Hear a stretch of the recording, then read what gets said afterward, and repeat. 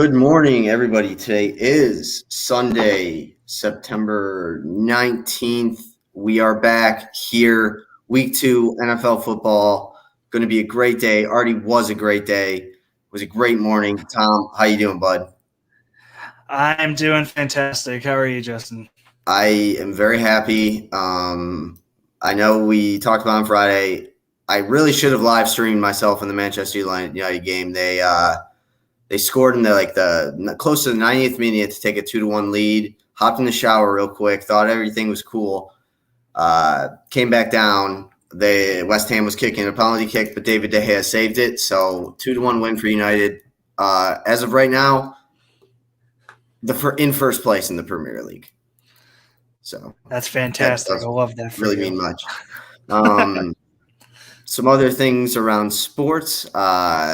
Manny Pacquiao is running for the Philippine president again. I thought he did that, and I thought he won like 4 years ago, so I thought he was the president, so I don't really know what's going on there, but that's always fun. And then quick call back to last week's Browns game. Ronnie Harrison got ejected and fined $12,000. You can't push. I mean, it was coming for him as well. I mean, whatever. The fact that the coach got literally nothing, just a warning, like nothing taken away, like can't be on the sideline for a game or anything like that, I feel like it's a little biased by the NFL. But then again, the NFL, Roger Goodell's just a dumbass, so who knows? I think that's just the difference between it being a player and a coach. Yeah, it's still one of the all-time moves. Like I don't know. Like, what was that? What year was that Mike Tomlin like tripped that kickoff returner, the guy that was running down the field? Jacoby Jones. Yeah, that was like early 2010. Like, I mean, I feel like if you do that in like an important game or something like that, like you should just be like suspended for the year. Like you like clinically cheated to change. Like that's the same thing as gambling, basically. So I don't know. And then Ohio State and CJ Stroud looked really good yesterday in barely beating Tulsa. No, they look terrible. CJ Stroud's an idiot. He is just. People are saying his shoulders hurt. I don't know. I don't care at this point. Unfortunately, it looks like Alabama might actually be beatable. I don't know. But if you're Ohio State, it's kind of a broken season already. Play all the freshmen. That defense is like I was watching their defense and like. I think when I was in high school, I could have played cornerback for that defense. They were getting picked and like just picked apart by Tulsa, who was 0-2. They need to sit CJ Stroud down. I hope he has a good career somewhere else. I've said this all along since Quinn Ewers came in this year. He's gonna have a good career. It's just not gonna be at Ohio State. So he's gonna transfer. And at this point, cut your losses. Start Ewers. I want to see Jack Sawyer, the freshman defensive end. I want to see JTT, the other freshman defensive end. Give me Marvin Harrison Jr. Give me all the young guys. Give me Chris Olave. And the thing that sucks about it really is that you can tell that CJ Stroud really does suck because, I mean, all Ohio State needed was literally Mac Jones this year, and they probably would have walked to the college football playoffs. And Mac Jones is an okay quarterback, but I mean, someone that could just sit back and hit wide open receivers, and CJ Stroud can't do that. So it's interesting, but we're probably going to get into our teams and some injury updates before we get into anything else. But today in sports history, literally earlier this morning, England's all-time international leader in goal scorers, Will Greaves, died at 81 today. So that was a big thing around England today. It was easy for me to put in, didn't have to look anything up. All right, trivia. On November 29th of last year, Tyreek Hill had a monster day with 269 receiving yards and 3 touchdowns. He put up 57.9 fantasy points in PPR, which is the second most of all time. What player holds the record for most fantasy PPR points in a game? And you have Clinton Portis, 58.2 PPR, Alvin Kamara, 59.8, Chris Johnson, 58.7, Jamal Charles, 59.5. Oh. So I know Kamara last year had, I think it was like 56, 57. So I don't think it was Kamara. It could be literally any of the other three, though. I'll go with Jamal Charles because if it's PPR, that man got a ton of catches along with a ton of receiving yards and rushing yards and touchdowns. So I'll go with Jamal Charles. That's correct. I'm impressed. I thought you were going to fall for the clickbait that was Chris Johnson. But yeah, let me just tell you this game. I mean, he had a good rushing game. Like, it was really good running back game, but it was a really, really good receiving game. December 15th, 2013 versus Oakland. So that kind of explains a lot. 215 rushing yards, 195 receiving yards, 1 rushing touchdown, and 4 receiving touchdowns. Yeah, That's 4 pretty receiving crazy. touchdowns as a running back is insane, along with all the rushing. I mean, Jesus. Yeah. So yeah, I don't think that's ever like. I mean, clearly it is toppable, but I just don't know in today's NFL with like defenses being as good they are, and you would think a guy like Christian McCaffrey could possibly do this, but I also feel like Jamal Charles probably in that game played nearly almost every snap on offense, and they're just not going to do that to running backs anymore. So, but yeah, that's a crazy game. All right. We could share our screens or we cannot. I don't know. It's up to you. Let's get to injuries first. At least the ones that I know of that I looked at this morning. Jamison Crowder is expected to play for the Jets. Yeah. Michael Pittman Jr. and Paris Campbell are both expected to play for the Colts. Lions Jamal Williams was a full participant in practice on Saturday. He should be 100% because they don't play on Monday anyways. And then one to watch is DeAndre Swift is questionable, and this goes into the Jamal Williams thing. He's questionable Monday night, so that could be big news for Jamal Williams fantasy owners because then he's going to get the brunt of all the carries and everything like that. So, and then not as big a little bit, but might affect Damian Harris. Trent Brown is out for the Patriots. This one really doesn't matter because Lamar can't throw. Marquise Brown is questionable. Josh Jacobs is out. And then I saw this yesterday. It's kind of a bummer. Will Fuller didn't play last week because he was suspended for a game or whatever. He's out this week for personal reasons. So yeah, I saw that too. I didn't fully grasp, I guess, what that was. Yeah, I didn't either, but I'm not going to go digging. So yeah. All right, our fantasy teams. Let's look at ours right now. I'll pull it up. I have it ready if you want me to. Oh, you have it? Okay, good. Yeah. Crap, I forgot to hit share. One second.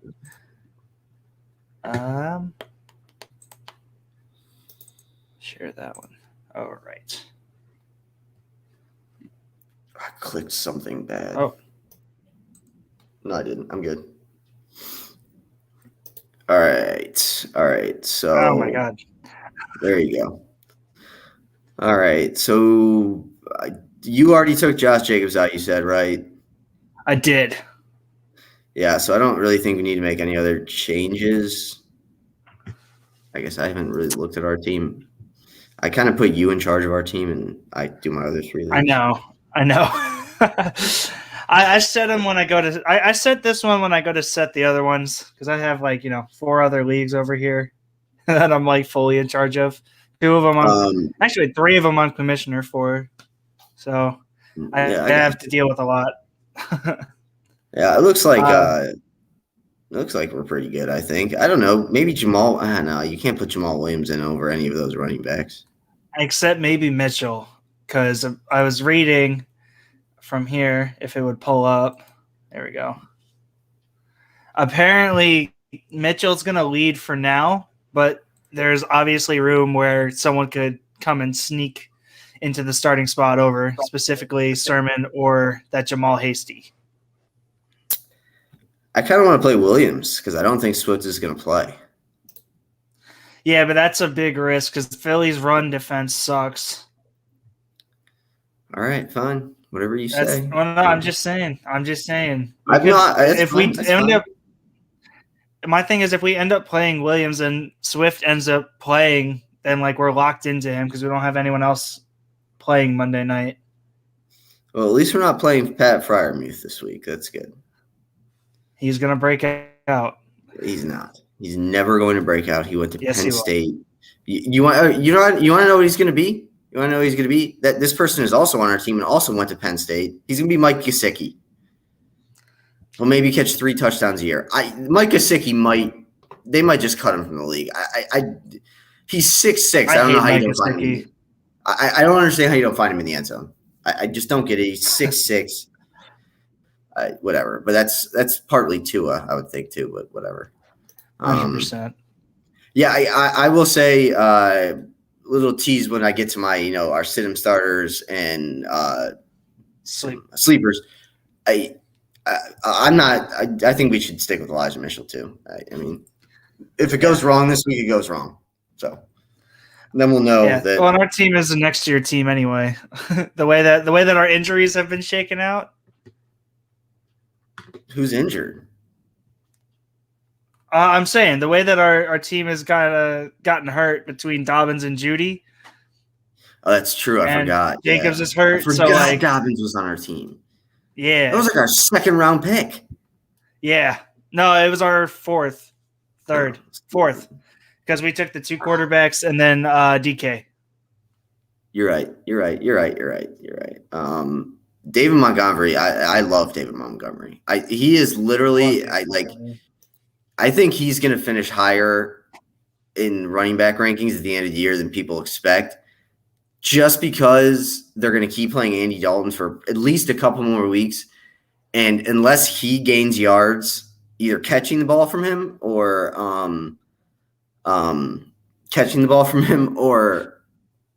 running it, I don't know where I'm going. I don't even know what I'm talking about because I lose focus way too easily. We got a question.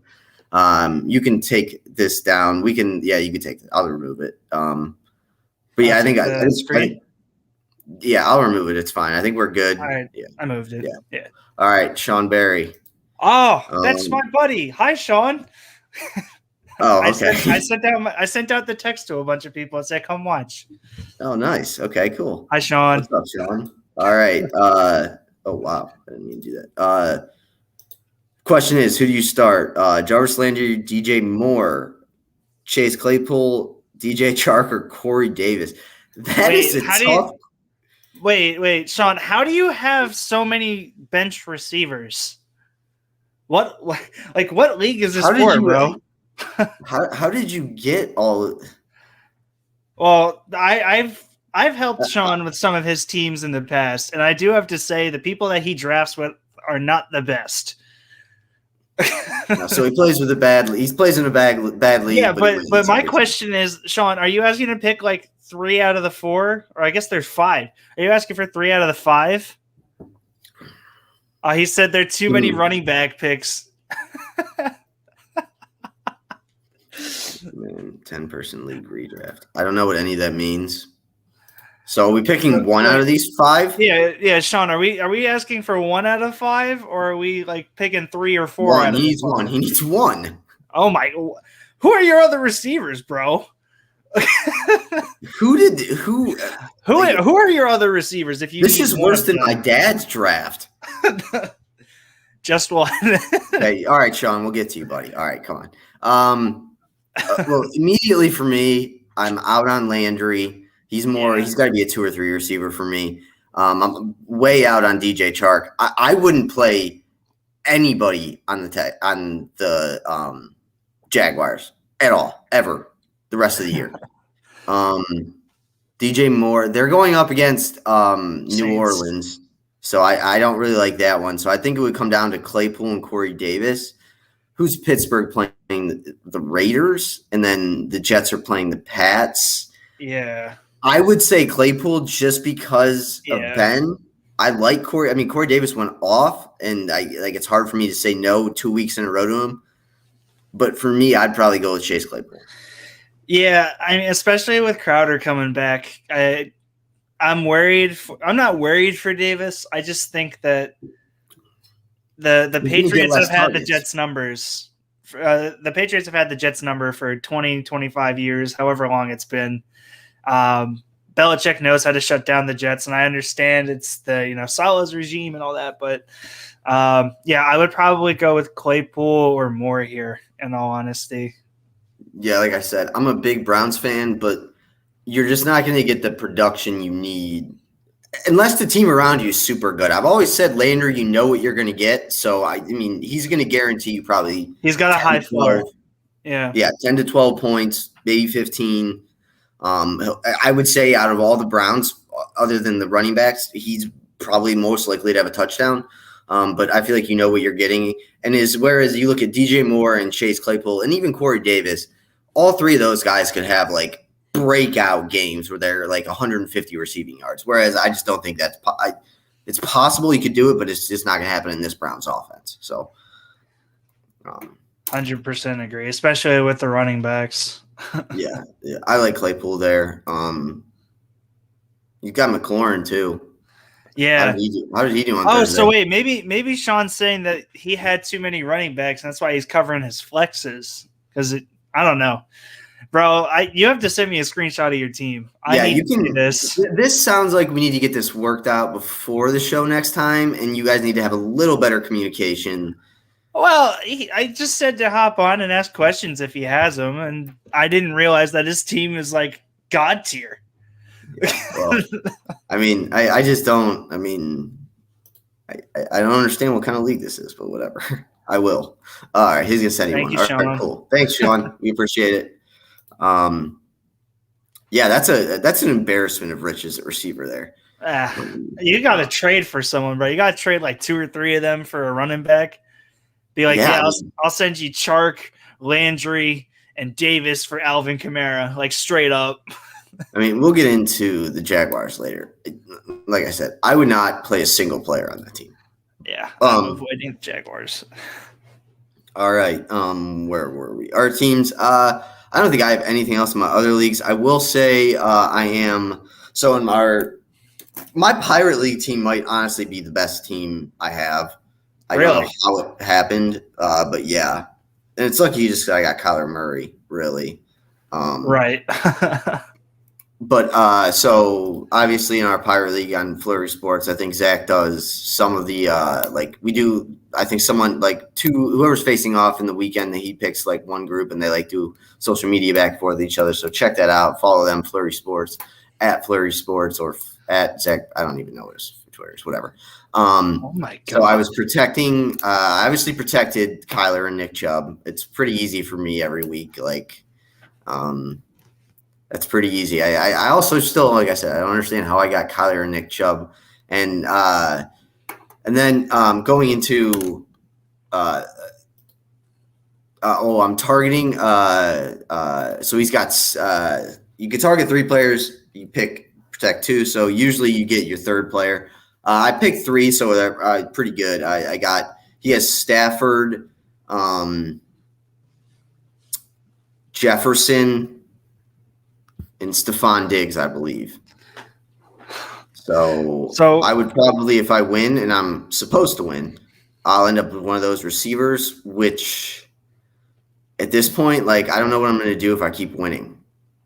Because just keep on getting talent. I have a lot of good receivers. So I don't know. But yeah, that's interesting. That's what I like that league. It's just fun.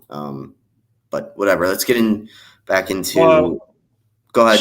Sean just sent me his team, and I will preface this by saying his team lost last week by 2 points somehow.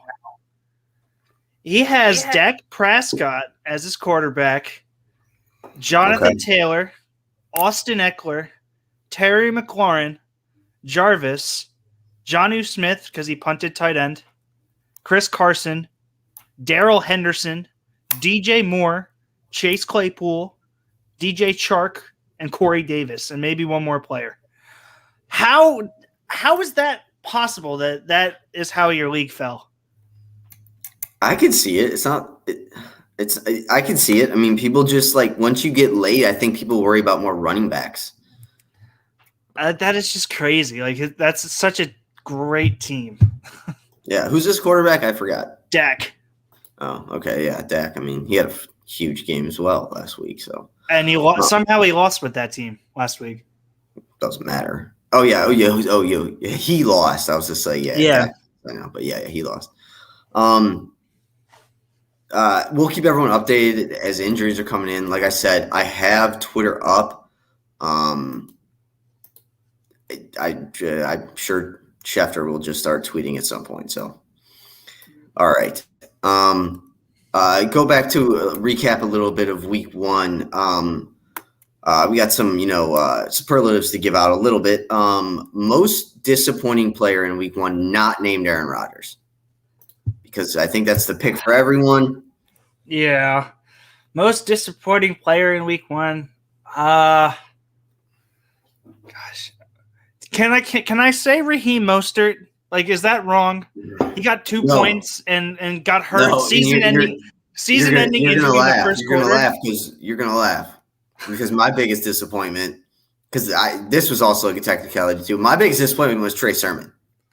Yeah, I mean, I thought he was like, because the Mostert thing happened, and I was like, Trey Sermon's going to get a lot of carries, and then they're like, he's inactive. So, surprise! I don't know what's going on in San Fran, but yeah, he was very. I was very disappointed, and now I'm at the point with him where I have him on so many of my teams that like I'm caught in the middle, like I want to keep Sermon so bad, but like I'm almost willing to give up Nick Chubb just to keep Sermon because I think he's going to be awesome. But I don't know. Obviously, it's crazy. I wouldn't cut him if that's what you're like trying to hint at. Oh, like, no. Like, especially in the Pirate League, like too. Like, yeah. No one. I figured that'd be a hot target for someone that isn't. So yeah, I think those are good ones because I mean, other than Aaron Rodgers on the field, I mean, I can't really think of anyone that really disappointed. I will say I was disappointed in Baker, but it really wasn't his fault, just because the game plan was mostly a running game. But I felt like he could have got on the board twice, at least with 2 touchdowns maybe, or 1 touchdown. And then the interception obviously kills at the end in a real game, but it also hurts you in fantasy as well. So, yeah. And on that note, like putting aside the fact that Raheem Mostert got hurt in the first quarter of the season and then had a season-ending surgery, putting aside that, like talk about someone who got scripted out of the game. I mean, Zeke, man, that week 1 first game versus the Bucks. I mean, he put up 5 points or 6 points or something like that. Like, yeah, not really his fault because he was game scripted out, but definitely a disappointment for everyone. Yeah, 100%. What's next? He's apparently to see 20 or more touches this week, though, so he's apparently supposed to bounce back. All right. Most impressive in the fact that like you weren't expecting it really. Like no one cares that Tom Brady had I don't know how many points he had, but you know what I mean. Yeah. I mean, I felt very confident that he was going to do well, but I would say probably Corey Davis because like everyone was like giving me crap and everything in my leagues because anywhere I had him, I was starting him. I had him in my flex spot, and everyone's like, why are you starting him over this person? And this is going to be an easy win or whatever. And then he goes out and scores 25, 26 points with 2 touchdowns. So I was very confident in him, but a lot of people weren't. So I guess most surprising, would be like that potentially. Yeah, I got you. Yeah. Yeah, this is a little tough. I mean,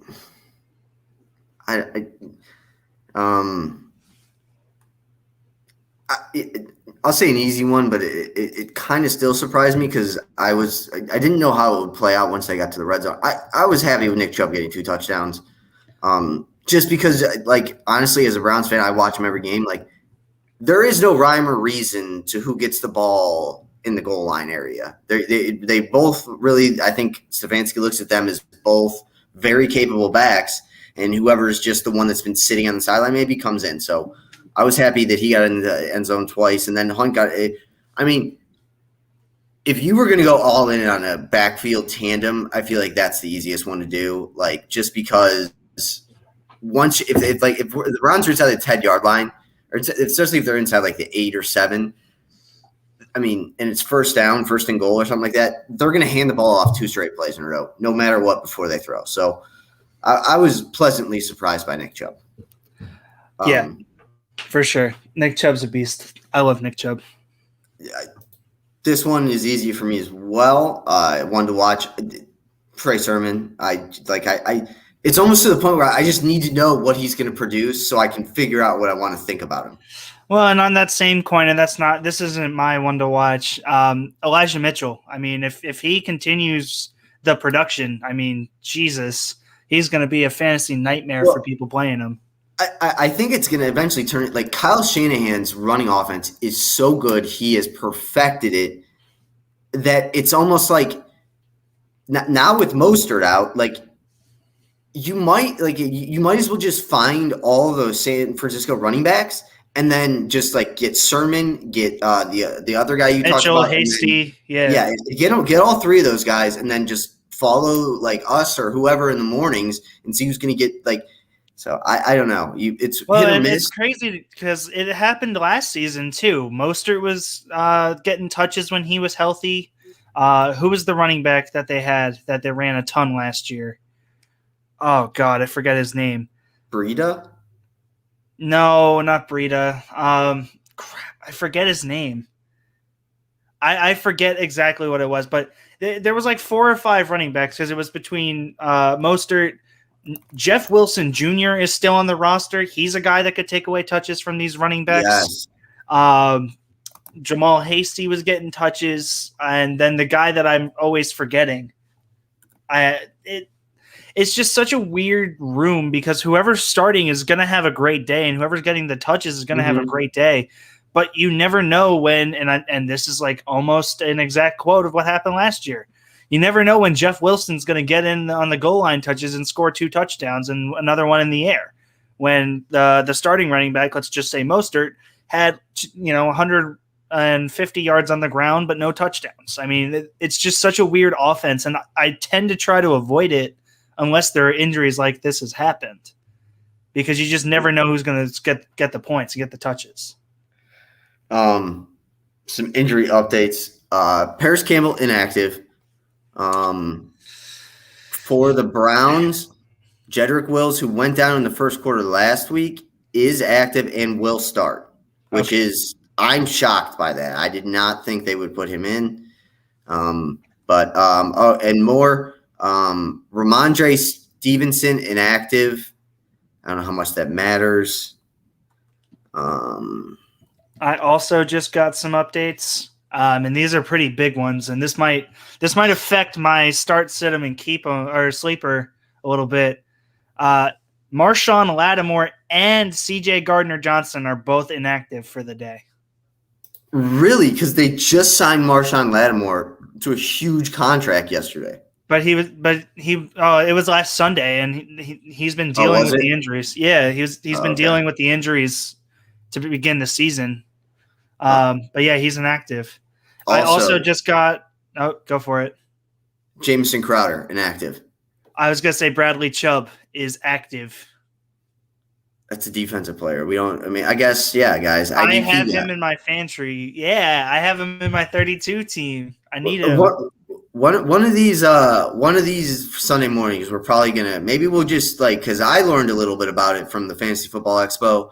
Like, maybe we'll just go into IDP for like 15 minutes. I can show you my team, even though it's 32 teams. It's rough out here somewhat, but I have a really good team, I think, for one of the leagues. So I can show. Yeah, I think there are different ways to play IDP though. Like, I don't think there's a 32. I think there's just like you pick like a defense that would be kind of like an offense. I don't know, but it looked interesting, and I'm all in on fantasy defense just because I'm not. I'm totally gonna just cheer for pick sixes all the time. So, whatever. Dream. All right. And then, I never gave my one to watch, and this is kind of going into my starter, sit 'em, sleep 'em, or whatever. But my one to watch, Antonio Brown. I think he could be legit again. I think he could be the AB of old. Okay. That's just wrong, but okay. He had a big week win. I first of all, I'm just gonna be honest about it, and this is somewhat biased, just because I'm a Browns fan. I never thought Antonio Brown was like the best receiver in football at any point. I didn't either. I'm just saying he could be the AB of old. I'm not saying he's gonna be. But the AB of old, the AB of old to me is like, it's like Terry McLaurin, like really good, but like. I mean, he was better than that, I would say, but He was better than that because he had Big Ben, who would literally just drop back, take 7-step drops, and throw it as far as he could. I mean, I guess it's what you have when you get a quarterback from Miami of Ohio that also gets into legal trouble. So, idiot.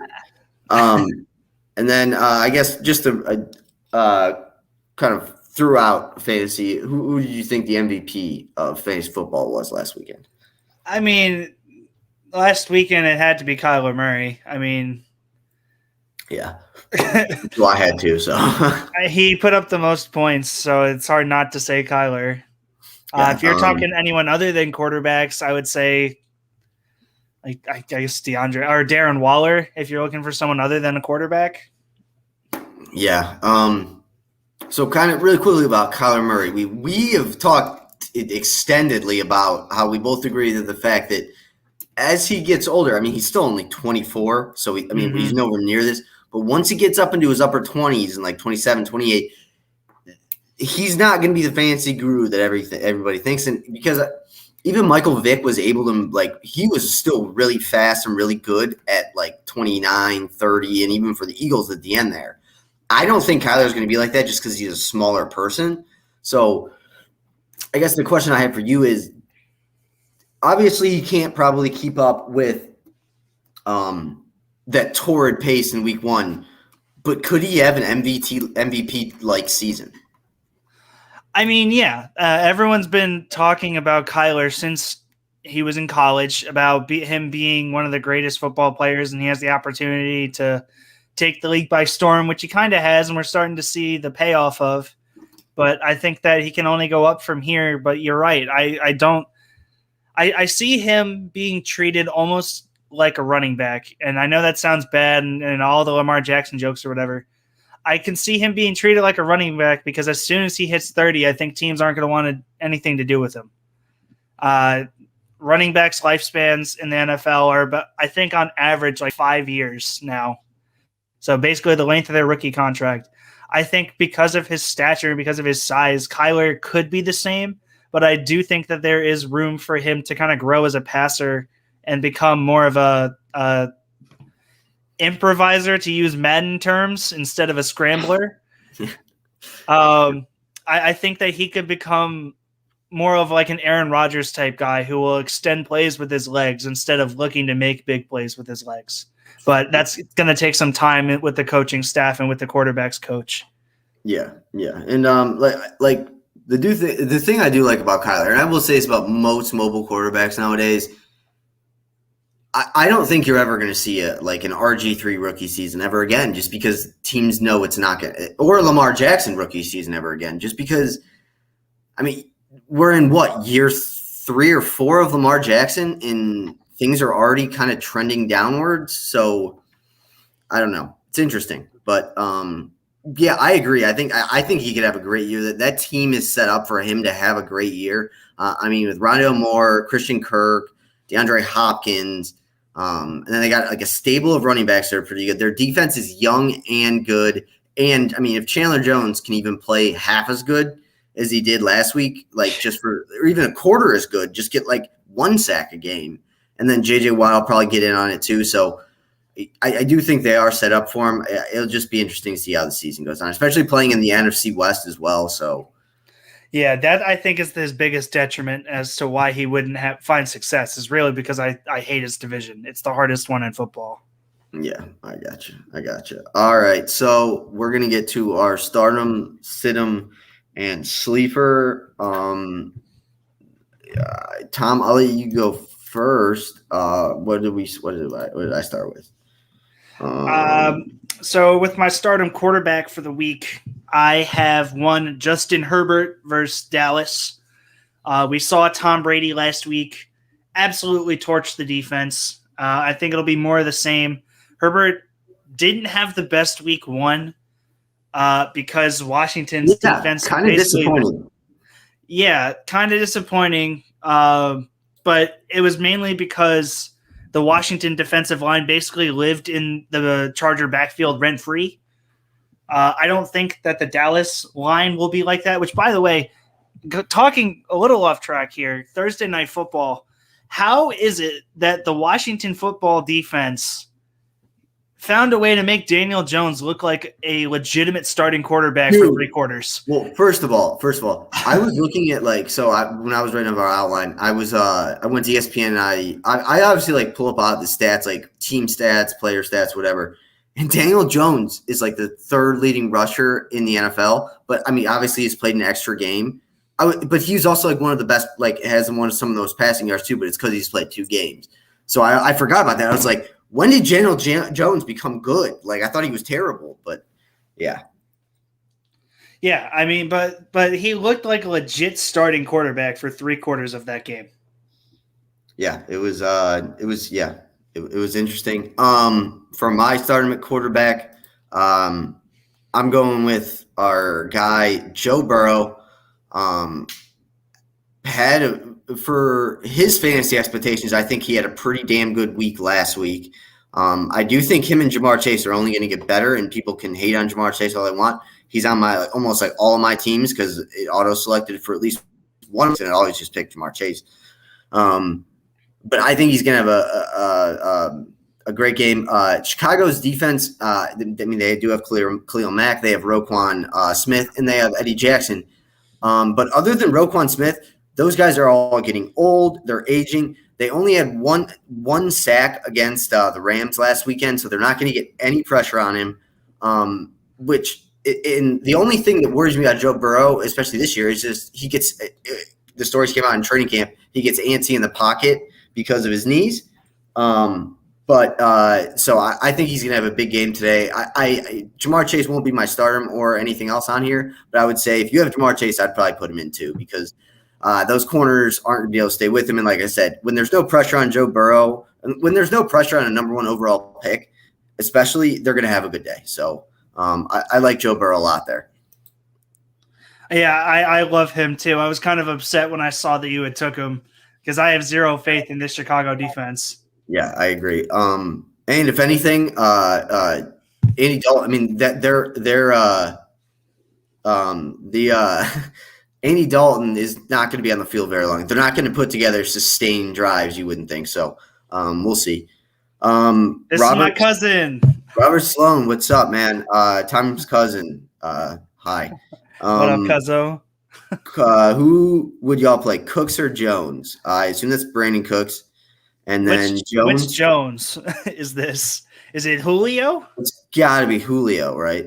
It could. I don't know. Yes, Jones is asking Cooks or Jones. Well, I'm just going to tell you right now. Brandon Cooks plays for the Texans, correct? I am very.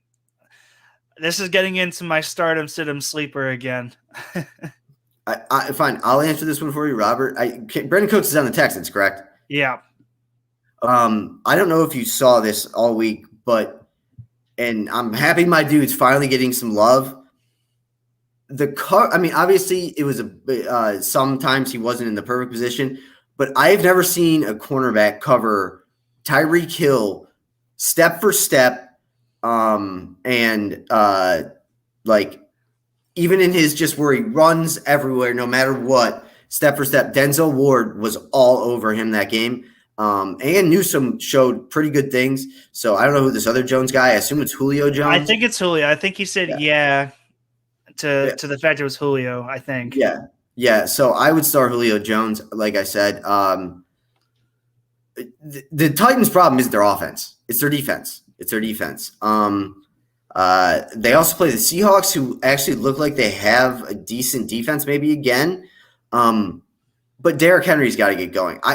No matter what, I would go with Jones for me, just because I think Denzel Ward is going to be able to shut Brandon Cooks down, or Greg Newsome can, I think. I'm too high on the Browns after a loss. I can't believe this. I'm going to go the other way here. I'm going with Cooks. He's a part of my start, sit, and sleep later on. We saw him get, I think it was 25% of the passes his way or something like that. Some insanely absurd number of the targets going his way last week. And the Browns defense, yes, it's very good. I am a believer in the Browns defense long term. Tyrod Taylor is going to be targeting Brandon Cooks, I think. And with Julio that was having the only such a thing bad week. Yeah, I agree. That was the only thing I was going to say is that Brandon Cooks might be the only receiver on the Texans. So, yeah, I'm actually going to change my pick as well. I would go Cooks because whoever's playing or Tyrod Taylor, he's going to have to force throws to him. So Cooks is going to have a lot of opportunities. So, thank you, Tom. Tom's smartness wins over. Yeah, I agree. Cooks. But also don't be surprised if Denzel Ward has IDP, you guys out there, IDP, defensive people, Denzel Ward going to have a pick soon. Yes, sir. Maybe in the next 3 weeks. Who knows? Good question. Thank you, Robert. Thanks, join us on Sunday as well if you have any other ones. All right. Stardom, running back. I cheated on this one. I'm not going to lie. 100% cheated. But I just went with the 49ers backfield. Anyone in the 49ers backfield, just play them. As long as they're not on the IR or inactive, just play them. They're going to get 5 carries. And then off those 5 carries, if they do decent, Kyle Shanahan's going to keep handing them the ball. So it's a cheat code. It's a cheat code, but it's just what it is now. I mean, I did that with one of my picks later on, so we'll get towards that hopefully a little later. But yeah, I think anyone who will actually play for the 49ers is going to have a big day because Philly's defense, especially their defensive line, is horrible. So I love your pick there. I also sort of cheated, and I guess I started talking about it a little before, but I think Zeke is in for a really bounce back type game. You know, I read off that he's going to have the 20-plus touches. He's going to be able to find holes. That Charger defensive line, as much as I like the Chargers and I like their defense, the defensive line is not the best, so he's going to find some open holes. It's Joey Bosa and 3 other guys, basically. It's Joey Bosa and nobody's. Yeah, and I think he's ready for his breakout. Back to when he had Dak in the first 5 weeks last year when he was putting up 22 points a game. I think that's what we're going to see again from Zeke. Okay, so I'm not going to disagree with you. I think Zeke came into this year in shape, ready to go, and I think he is probably back to – if he got the 20-25 carries a game, he would be back to at least pretty close to young Zeke.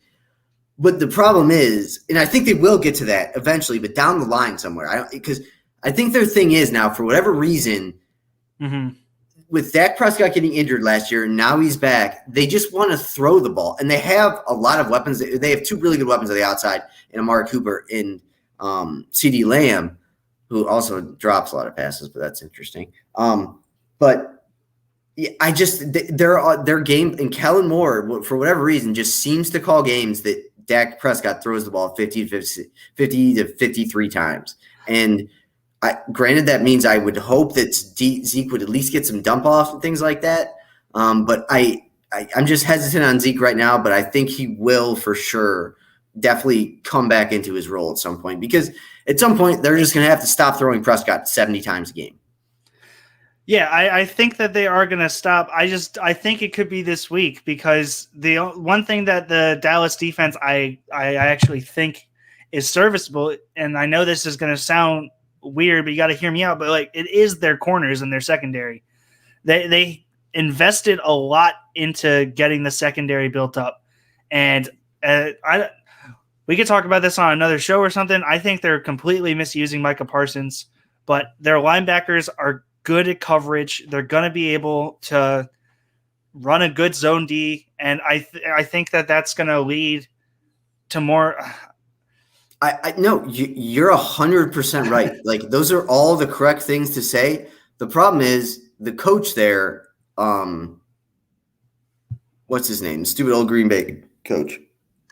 McCarthy. And then Jerry Jones behind the scenes. So I just never know what's going on with the Cowboys. But no, I think Zeke's ready for a bounce back year. I honestly got to say, like last year, I think he got fat and like didn't care. And I think this year he came back in shape and ready to go. So I don't hate that pick. All right, to a receivers, my stardom receiver category. This was kind of tough for me. I obviously could have gone DK Metcalf, but I'm going to go with Tyler Lockett. the Titans secondary, I mean, let's just talk. I mean, we can just say the Titans defense is god awful, and their secondary might be the worst part of it. So and with that being said, they're going to be forced to double DK. And I think when Russell Wilson gets out there and they kind of open up the playbook, like those little underneath routes that he can hit for Lockett that he can just take and run after with, I think he's going to have a big game. I think DK will have a big game as well, just because I think the Titans defense sucks. But I think Lockett is a really good play here, also because he's a factor in the return game. So I don't know if he'll get points for the return game, but I do understand what you're saying with that. I love that pick too, because if we look over the past, I don't know if he returns anymore. I just know you got me back into Madden 21 because I haven't bought the new one yet now. And now that when I'm drafting, what do you play on? PlayStation. Okay.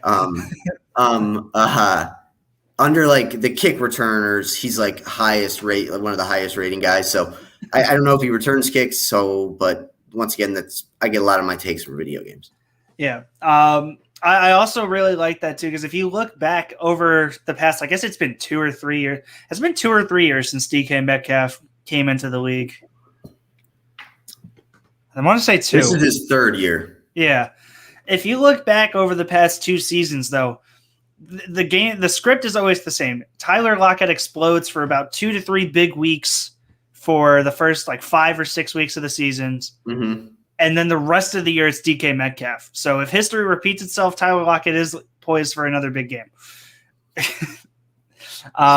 Guys, I'm not a complete idiot on this stuff. I do have some kind of smarts.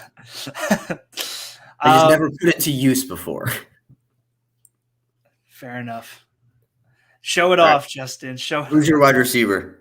I started talking about him before. Antonio Brown versus the Falcons. The Falcons secondary is atrocious. We saw the Eagles just put up, I think it was 38 points, almost 40. Now you have Tampa Bay and the high-powered offense. I almost went and said go with all of the Tampa Bay receivers and basically anyone who plays for Tampa Bay. But I don't like Mike Evans, so I couldn't bring myself to do that. But yeah, Antonio Brown, we saw him. I think he was the most targeted receiver last week. Am I wrong? It was either him or Godwin. I think it would be Brown. I feel like it might have been Brown. He was one of the more targeted receivers. Brady is looking for him. He does take some of those underneath routes for a long distance, kind of like how Justin mentioned with Tyler Lockett. He is a big play receiver too. We saw him hauling a long touchdown last week too. I think everything is just poised for him to have another big game. Yeah, I like that as well. Like I said, I don't think Antonio. I think it was a little overrated when he was really good, but yeah, no. And this brings us to our tight ends stardoms. I would like to say this real quick. Like, I think some people that play fantasy, they either look way too much into who a team's playing against, or they just discount it. And those are both the wrong things to do. You need to look at it in the middle and be like objective about it. So with my stardom tight end, I also went with Gronk because this one's easy. This one's easy, guys. Like, I know I just said that this one's easy. No, Atlanta's defense is terrible. So yes, that's all you need to know. Gronk is going to get 5 or 6 targets in the red zone. Mm-hmm. Yeah. So like I said, people do that, but let's also be realistic. Atlanta is that bad. Atlanta is terrible. They put it in perspective. They gave up 38 points to Jalen Hurts, Jalen Reagor, and Devonta Smith. Just to put it in perspective. Who are all who like all of them put together weigh like 300 pounds?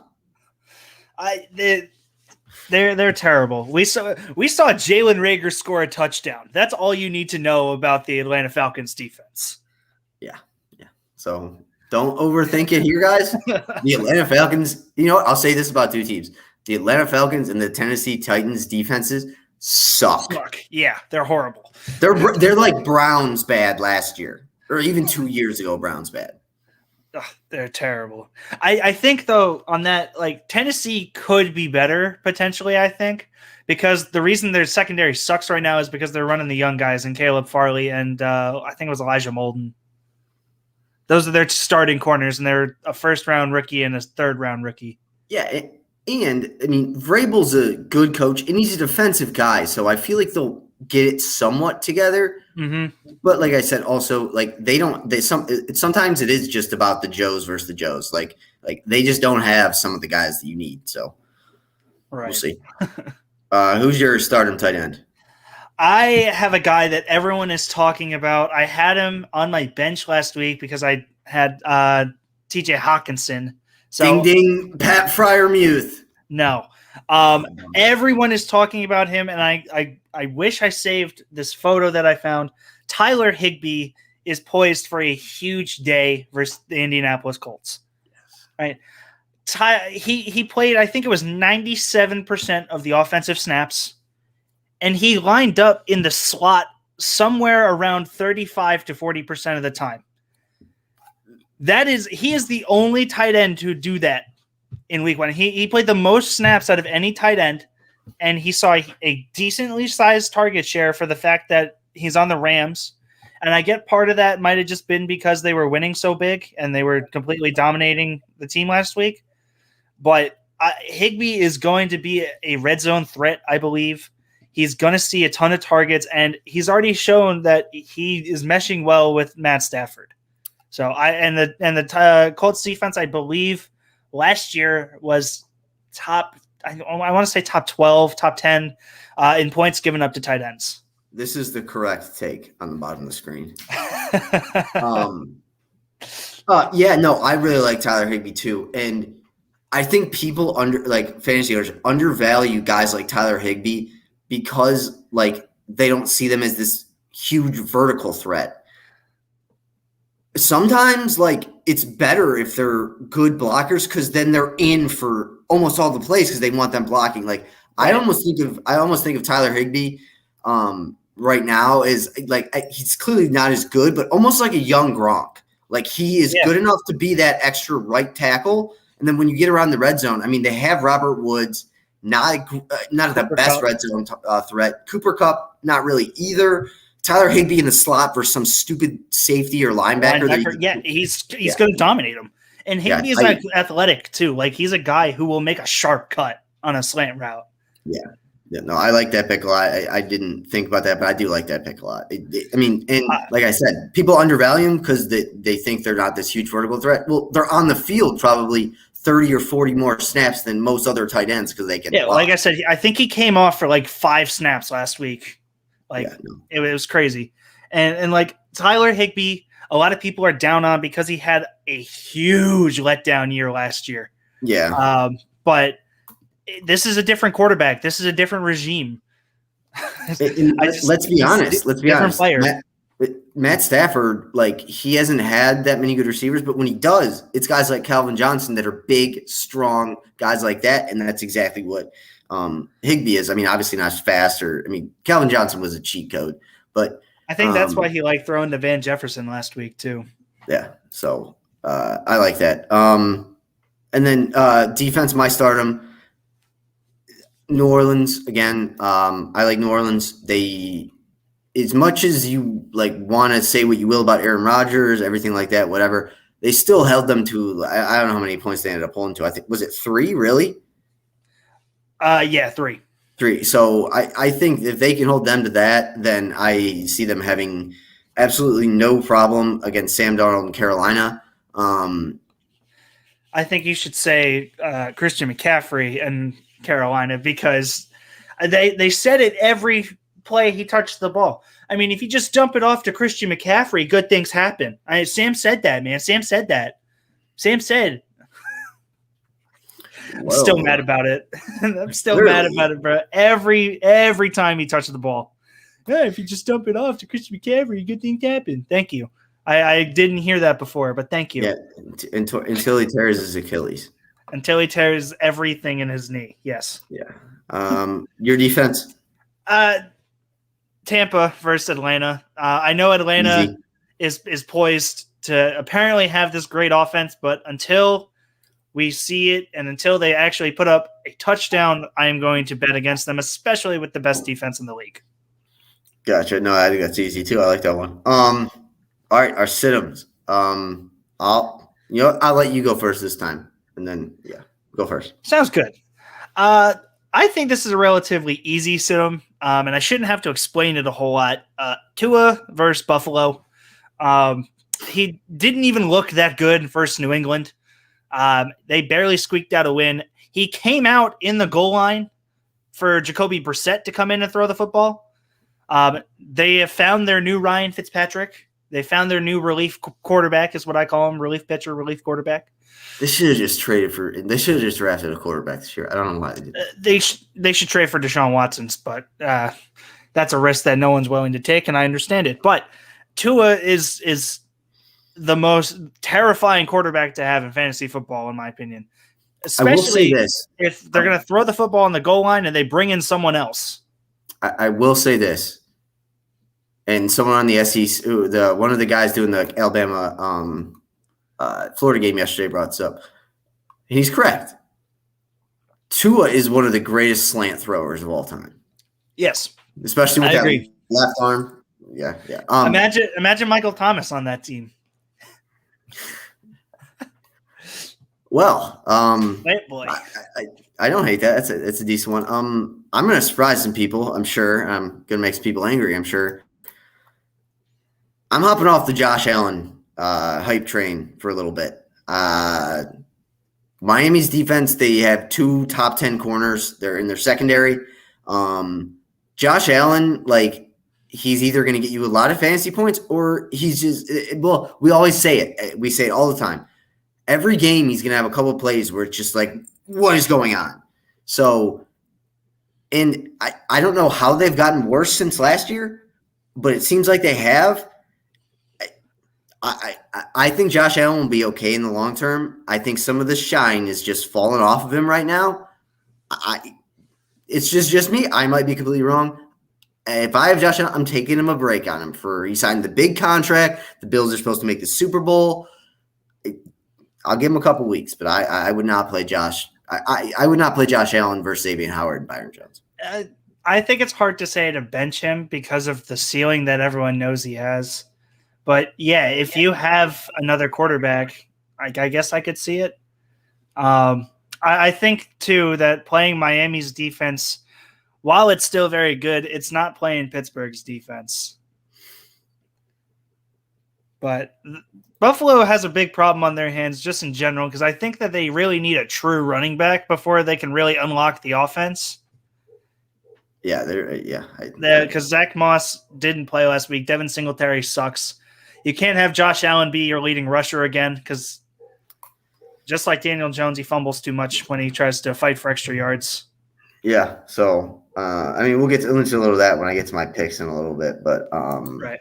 Yeah, you're right. I'm probably overreacting to Josh Allen. You're right. He's probably like a first, second round pick, so you can't necessarily really sit him. I'm just saying I'm cooled off on him right now. And that's a great take for especially DFS. If I'm sure he's super expensive. Yeah, that's a good point. Good point. New news: Flurry Sports just hired a DFS guy, and hopefully we're gonna have him on next weekend. Heck yeah! So, I'm just gonna force him to come on. I don't even know him, but Zach just introduced him to everyone. Yeah. And I was like, "Can you teach me DFS? Teach me how to win money." All right, back to it. Running back, this kind of goes in tandem with my defensive stardom, but I am benching Mike Davis versus Tampa Bay this week. He looked okay last week, but Matt Ryan and the passing side of the offense did not look good. Tampa is going to absolutely destroy the offensive line for the Falcons. And I don't see him having a good day, especially if they can't get the passing going. So yeah, no, I feel that. Not a lot there I could talk on because just Mike Davis. Yeah, because that's the whole point. If they can't get a passing game going, they can't really do anything. But yeah, I like that pick. I do. Once again, I guess now this is where my dumb fantasy brain comes into it, and this is a DFS take. Yeah, this is more of a DFS take. Like, you can't sit Dalvin Cook because he might have been the number 1 overall pick in your league, I guess. Yeah, I don't know. You know what? I'm just all in on sitting like really good players this week after CJ Stroud. I just want to sit. I'm just in play the young guys. So, but no, I think we've seen. I'll just make this more of a general take than anything else. I think we've seen that defenses are kind of honing in on guys like Derrick Henry and Dalvin Cook. Like, I think the Browns are lucky in the fact that they have Baker Mayfield, and is he a great quarterback? No, but he's more than a capable quarterback with a lot of weapons around him and a great offensive line, which helps out the running game. With guys like Derrick Henry in Tennessee, their defense is going to give up points in like 30 seconds. So he's going to be running the ball like a lot in early. And same with Dalvin Cook. He has Kirk Cousins, who can't throw the ball more than 15 yards. Like, so that's just an overall take. But that's just also me in my Madden fantasy draft mode where I'm like, big time running backs, you don't need them. So, but yeah. All right. Wide receiver. This is the one for running backs. You said you cheated a little bit and took the 49ers running back group. This is where I cheated a little bit, but I hate everything about the game for this team. I am benching every single Colts receiver. I don't care who it is. I don't care the ceiling, the floor. Pittman is the guy that everyone's talking about. He had a really letdown week 1, but this Rams defense is locked down. It is legit. And Jalen Ramsey is going to lock down whichever receiver they choose to lock down on any specific play. These receivers are just too young, inexperienced, and they don't have the chemistry with Carson Wentz. I absolutely hate everything about the Colts passing game. I feel that. I've never been a fan of Carson Wentz anyway, so it doesn't really matter to me. Fair enough. I think this is a decent one for me. Christian Kirk. Obviously, last week he had a huge game, 2 touchdowns. Yes. This is more of after a big week 1. I'm not going to say it's going to be a complete letdown in week 2, but he's not going to have 2 touchdowns. He's not going to put up the points. I guess I would probably say the same thing for Corey Davis too, as well. Like, but I'm still you're pumping the brakes. I got you. Yeah, I'm just still picking Christian Kirk. Like, DeAndre Hopkins is always going to be the number 1, and then I think a lot of times Kyler would just like to do things with his legs. And now then with having Rondale Moore as well, it is so funny to watch. It's actually it's a fantasy for me. Like, watching Rondale Moore and Kyler Murray play with each other and throw him the ball. It's just great for short people everywhere. It makes everyone great. It's awesome. So, but yeah, I just think Christian Kirk's going to take a step back. I just would not expect the same production that he put up last week. Yeah, no, that's a great spot, especially for a lot of people who jumped on the Christian Kirk hype train, grabbed him in free agency, and I have to give a round of applause to your fantasy league, because immediately after last Sunday that Christian Kirk had 2 touchdowns, I think within the first minute of the game being over, I went to the group chat and said, I'll be fielding offers for Christian Kirk now. And no one really jumped on it. So good for our guys. I wasn't probably going to trade him anyways, unless you blew me away, but no. This is, I remember I had you write something down earlier this week. I absolutely hate trading in fantasy football because everyone way overvalues their players, right? Yeah. Way overvalues their players. Tries to pull a fast one on you with everything and every deal that you try to make. I think I just had you write down to make sure I did my rant on trades. Oh, yeah, it's somewhere. I know it is. I know right? I remember writing it down. But whenever people are trying to trade, it's never a fair trade offer. It's always, I'm trying to pull a fast one on you, and I'm trying to, make sure that I get the better end of the deal and give you absolutely nothing for your player. I've received so many trade offers in this one league that I'm in. One of which was right after the draft when I said I was hearing trade offers. Someone offered me, and this is before their injuries, someone offered me Gus Edwards, who ended up tearing his ACL. What was his name? The Curtis Samuel, who ended up being put on IR and is out for the first 5-6 weeks. And Amari Cooper for Devontae Adams. Now, yes, Amari Cooper looked great and Devontae Adams did not. But and after that week 1, I got a lot of messages from the guy saying that, you should have took that trade. Now I'm the winner of that or whatever. Like, you're just trying to pull a fast one on me, so I give you Devontae Adams for absolutely nothing. Like, whatever happened to a fair trade? Whatever happened to the win-win trades that people always do? Like, I've made trades recently where me and the other party both got better, and that's what it's about. But, like, I'm so sick of all of these people sending out these really crappy trade offers and being, like, mad and calling you out in the group chat, like, oh, why didn't you counter my trade? Like, if you're going to offer me, and this was another one that I got, it was Marquez Callaway and the Rams defense for Devontae Adams. Like, why would I counter that?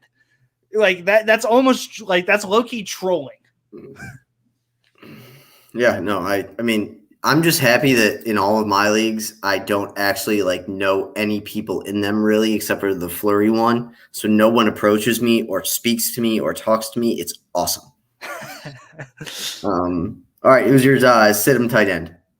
Tyler Higbee's former tight end mate, Gerald Everett versus the Tennessee Titans.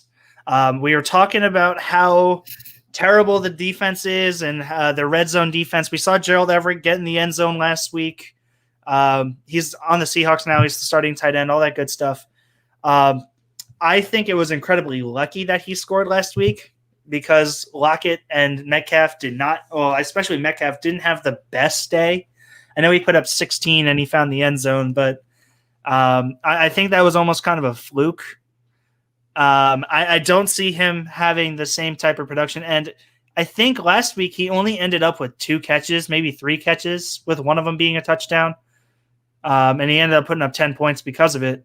So I like Gerald Everett in the long run. And he is a favorable matchup tonight, or I guess later, versus Tennessee. But I just don't see him having the same type of production as last week, if you can call it production. Right. I got to go in like 2 to 5 minutes, so I'm going to try and get through this quick. Once again, I've failed again because now I'm realizing that you probably picked Kyle Pitts in like the second, third, or fourth round, so you can't. Oh, shit. I just got some DFS news, so that's good. I'm looking forward to it. Yeah, you can't sit him, but he just I don't think early on he's going to make the impact that everyone thought he was going to, and it has nothing to do with him. No, Matt Ryan's not used to him, and in the red zone, I mean, I don't know what happens to the Falcons because that should be where Kyle Pitts should be your go-to almost every time. I don't know what happens to the Falcons in the red zone. If they just like lose their minds and can't control anything, or I don't know what's going on there, but they can't score in the red zone. And to make things worse, they're playing Tampa Bay's defense this week. So yeah, maybe actually do sit Kyle Pitts. I don't know, but like I think people need, once again, this is more like my Josh Allen pick. I think you need to cool off in the beginning. Like people thought he was going to have maybe end up being tight end 2 or tight end 3. He still might get up tight end 3 or tight end 2, but it's going to take some time for him to gel into that Atlanta offense. I actually loved your take and your pick because sometimes it is good. Like you do need to pick some of the bigger name guys for your sit-em. And I actually was looking at Pitts as my potential one when I saw that you took him. It's not a bad idea to go hit the waiver wire and go find a veteran tight end to play for the week, just until Kyle Pitts becomes a little more involved in the offense. So I actually loved that take. Thank you. I'm not that dumb sometimes. I try. I'll make this one pretty easy for my defense. Sit the Texans. The Browns are about to go off. Yeah, they got lucky last week with the Jaguars. I had. I do. Go ahead. You can go ahead. I was gonna say I had another kind of cheat one. I am not touching any of the defense for the KC Baltimore game. It's about to be like a 53-54 game. Like I'm not touching either one. I'll give out my bets before I go as well, but this is for people who do want to play DFS. This came from Zach.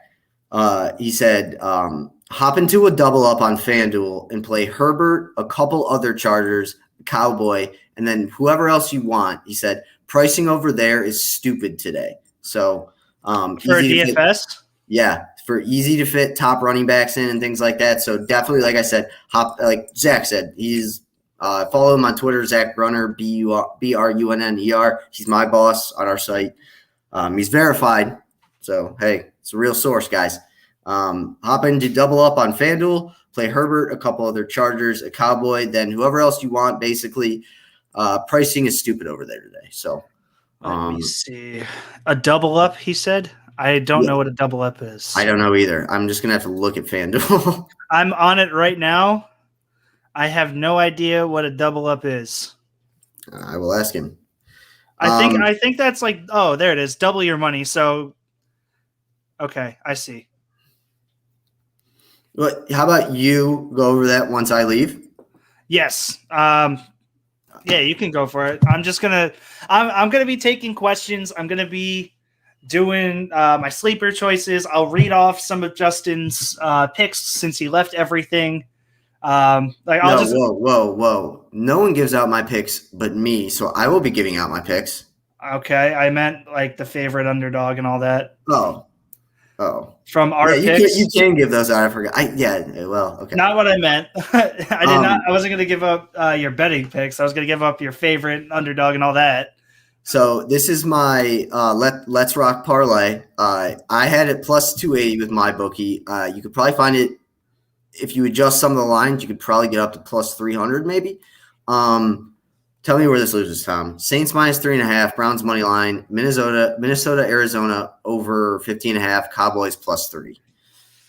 I think the Cowboys plus 3 is where, other than I think that's your only really thing there. And then, I mean, if the Browns lose to the Texans, I'm just going to be dark for a week. I will not be on anything for a week. So that's one of those things in like the movie that it's like, that's not an outcome that can happen. We can't have that outcome happen.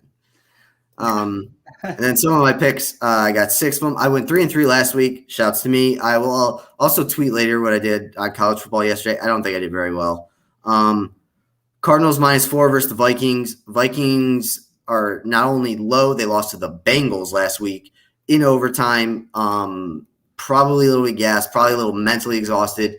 Cardinals could not be riding higher. It is in Minnesota, but I don't think it matters. I think Kyler Murray is going to go off again. I don't think Minnesota's defense is has any capability to stop him. I like the Bengals plus 2.5 versus the Bears. Like I said a little bit earlier, the Bears, as long as they keep playing Andy Dalton, it's pretty like I would almost say, and then obviously I have to look what each game is, but I would bet against the Bears almost every game if Andy Dalton's playing. So yeah, until Fields steps in. Yeah, until Matt Nagy decides to be smart. People are going to hate this pick. Don't take it if you don't want to. Dolphins plus 3.5 versus the Bills. I think you said too. I think the Bills have some issues. I think that it would not surprise me if the Bills win by 3. But I do think this is going to be a little closer than expected. I think it's going to be at least a 1-possession game with 7-8 minutes left. So that's all you can hope for when you're hoping a close game like that. I like the Dallas, Los Angeles Chargers over. This is obvious as well, but the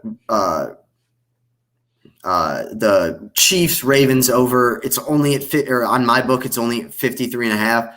That could hit 80. I don't know. So that's easy. And then Dallas Chargers over, and then I think the Packers have serious issues, and obviously I'll probably tweet about this a little bit tomorrow. I like the Lions plus 13. Now that plus 13 is adjusted. I paid a little bit to get it to adjusted to plus 13. It was at plus 11. I'd still take that. I would still take it as well.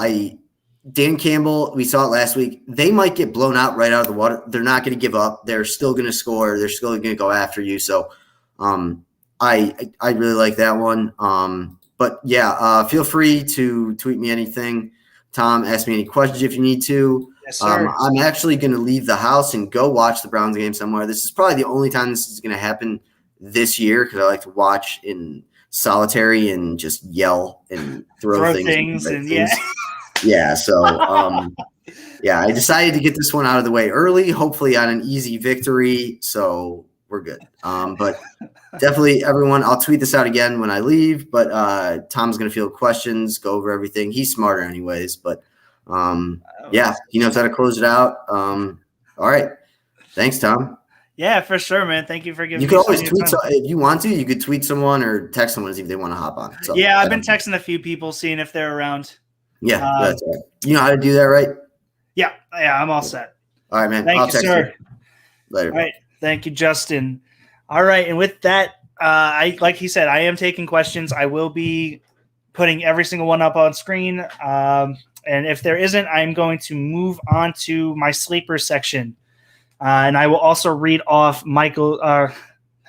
I'm getting too busy reading. I will be reading off Justin's sleepers as well.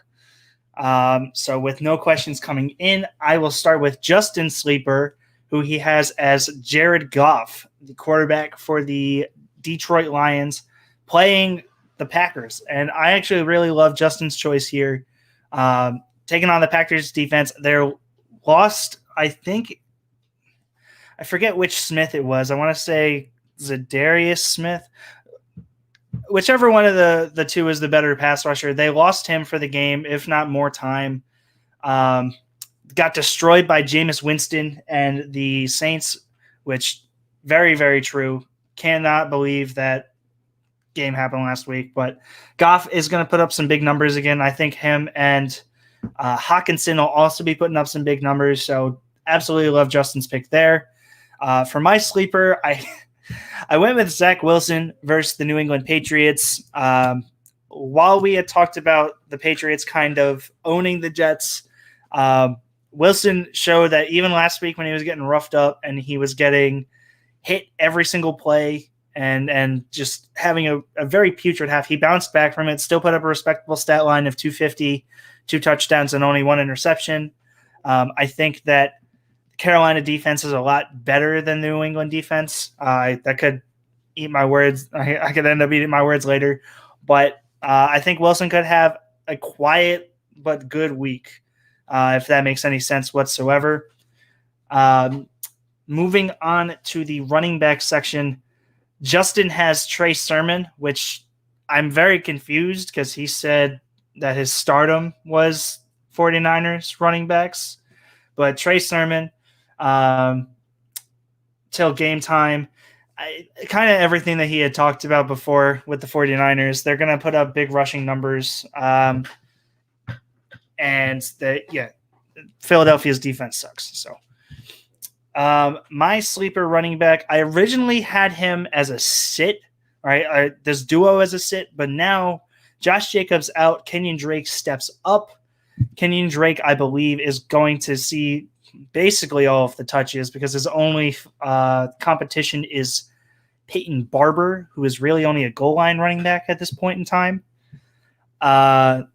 Drake was the one hindering Jacobs' touches with his opportunity to receive the ball. But with Jacobs out of the way, we could see Kenyon Drake ending up being the running back that he was last year before Chase Edmonds started to take some of his touches away. So very, very high on Kenyon Drake this week. I'm starting him in all formats that I have him. And that is really all I can say about it. I think it's going to be a tough defense that he's going up against, especially with Pittsburgh just shutting down Buffalo the way that they did. But Kenyon Drake could salvage a quiet day with the PPR points and the amount of volume that he gets. So I that's why I didn't have him. Like I said, I originally had him in the sit. Then he got all of the touches with Jacobs going down for the week. So I moved him to start. but I wasn't confident versus that Pittsburgh defense, so I moved him to sleeper where he now resides. Then with the wide receiver sleepers, Justin went with I don't know why I'm surprised, but he went with Anthony Schwartz, the wide receiver last week for the Browns, who went off.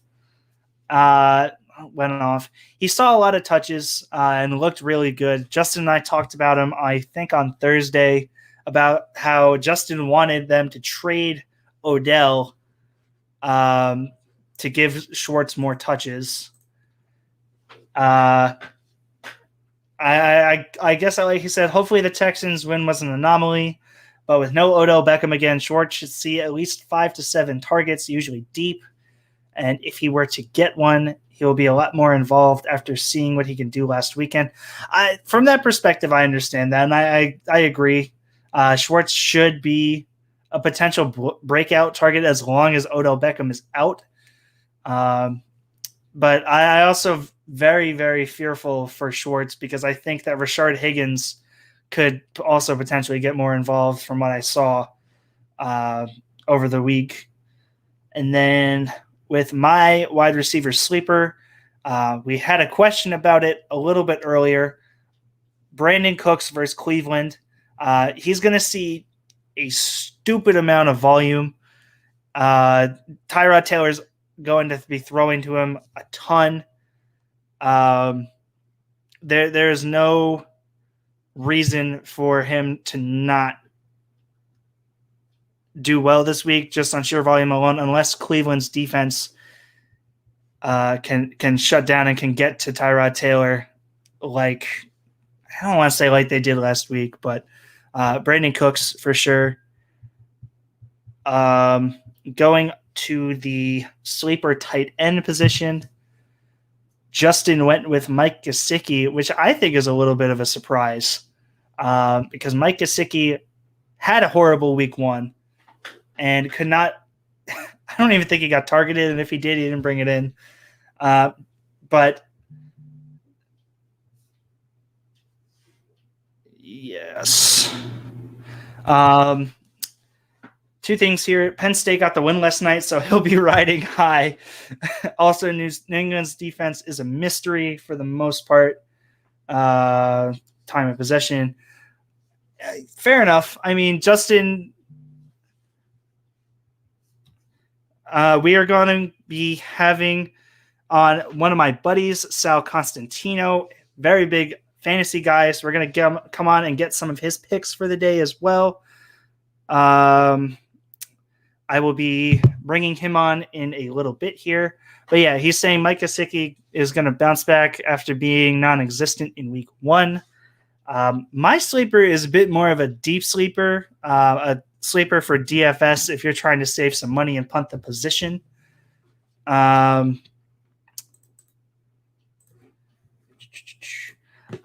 went with Tyler Conklin of the Minnesota Vikings.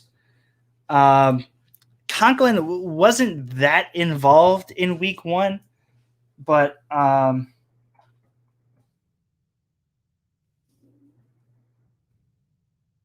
he wasn't too involved in week 1 because of the fact the Vikings were fighting for their life and did not have the ball as much.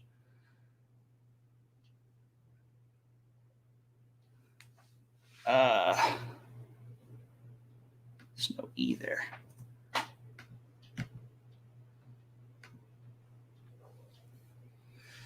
Okay, we are getting Sal Constantino on board. I'm just making sure that I got his email correct. There we go. Conklin was not uber involved last week, like I had said, but I think with the tough matchup this week versus Arizona, they're going to be trying to punch it in from a little bit further out, so they're not going to be able to run with Dalvin Cook as much. Didn't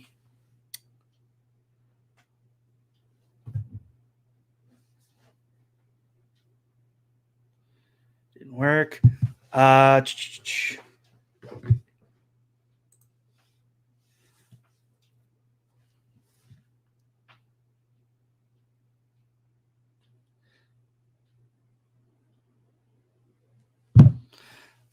So Conklin will be the guy I think they're looking for because while Adam Thielen is good, I'm not a big Adam Thielen fan. He's not necessarily a red zone threat because of his stature. And I would also argue neither is Justin Jefferson. So I'm going with Conklin there. And then as far as the sleeper defenses go, I went with the 49ers versus Philly because even though Philly put up a ton of points last week, that was versus a Arizona defense that we talked about was not good. Everyone is down on the 49ers defense as well for giving up so many points to the Detroit Lions. But I think they bounced back. I think that it was more of a fluke per se. But who knows? I mean, injuries happen all the time. It could end up not being great for the 49ers, but I think that they could bounce back and they'll contain Philadelphia a little bit more. And with that, while we wait for Sal to come on, I will go over Justin and my picks for the week.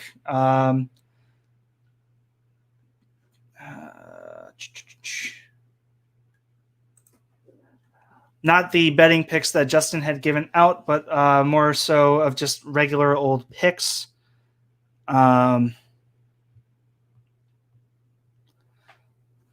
So our Justin's favorite pick of the week is the Rams -3.5 versus Indianapolis. I also absolutely love that pick because I could see the Rams shutting down the Colts just as much as they. I like the Rams there. They'll win by more than a field goal, so that'll cover. My favorite is Cincinnati at +2.5 for Chicago. I think that Joe Burrow is going to find a way to keep them in it and to make sure that Chicago does not contain him as much. We kind of talked about the game a lot beforehand. Our underdog, Justin, not me, Justin, took Jets +6 versus New England. I agree. I think that game is going to be super close. It's going to be a game that is going to be very low scoring, which means the Jets have an opportunity to hit that +6.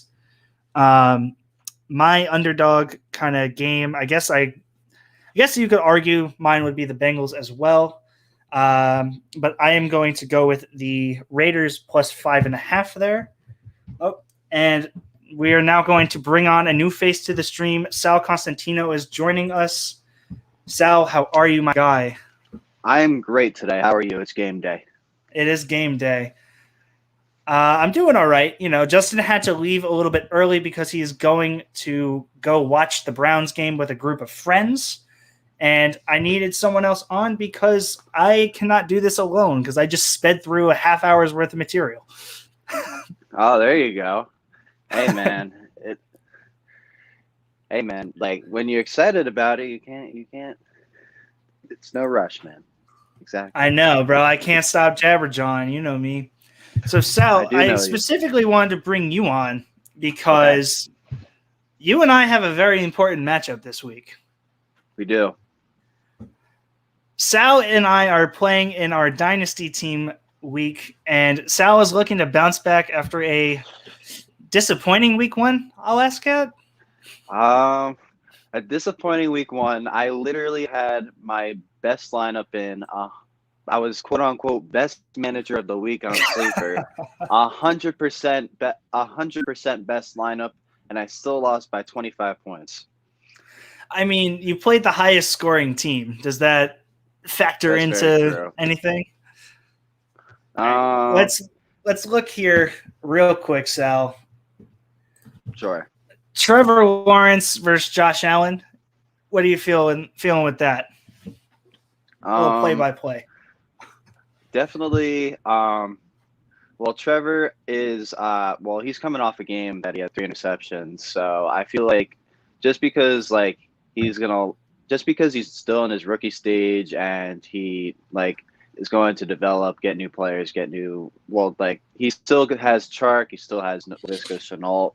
I feel like even though that's going to happen, he's probably going to be playing a tougher matchup today, so I'm going to have to go Josh Allen. Well, does it scare you at all, though, that he's playing that Denver defense? Because that Denver defense looked dominating. I mean, that Patrick Surtain and Stephon Diggs matchup is going to be very tough. But regardless, I still feel that I think the Bills. Trevor Lawrence is playing Denver. Oh, okay. I was looking at that wrong. Yeah, Patrick Surtain, Bradley Chubb are all gonna make an impact, especially since the Jaguars O-line is So that's gonna be very tough for him, especially since he played the Texans defense last week and he kind of struggled. I mean, he threw as many interceptions as he did touchdowns. Hey, it's a 1-to-1 ratio. It's a 1-to-1 ratio. Fair enough. So, who's the guy that you're most excited about off your roster this week? I am probably going to have to go with Justin Jefferson, just because he had he was a very good rookie, and regardless, you don't know what to expect from a rookie his second year, and I think that even though he did have a good game his first game, he performed the way he should have performed, and I'm excited to see what he can do the second game and continue that streak. I like that choice as well. I think Jefferson's one of the best young receivers in the league, if not the best young receiver in the league. Is there anyone on your roster that you're starting that you're a little shaken up on, or you're not feeling comfortable with?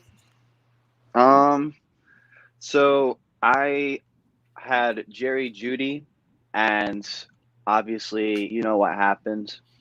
He severely got hurt, out 6 to 8 weeks, and I brought in KJ Hamler, who is one of the new options for Teddy this week, and he's supposed to take over Jerry's spot, be in that role. And regardless, I don't really have many good options off my bench. They're still young. They're still developing. Yeah. So I think he's very iffy. Also, I drafted Kyle Pitts, and he did not perform well in his first game. I'm looking for a bounce back game from him.